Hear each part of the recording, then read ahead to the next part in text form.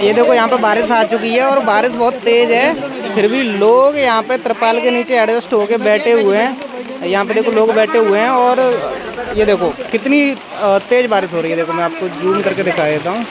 ये देखो बारिश बहुत ज़्यादा तेज़ हो रही है। इतनी तेज़ बारिश में भी लोग धरना प्रदर्शन कर रहे हैं। ये देखो अभी भी यहाँ पे कर रहे हैं धरना प्रदर्शन। और इधर देखो, इधर भी मैं आपको दिखा देता हूँ कितनी बारिश हो रही है। बारिश का लेवल बहुत काफ़ी अच्छा खासा चल रहा है यहाँ पे। और बट लोग अभी भी धरना प्रदर्शन कर रहे हैं, बैठे हुए हैं। किसान यूनियन के सभी पदाधिकारी भी यहाँ पे उपस्थित हैं और वो भी बैठे हुए हैं।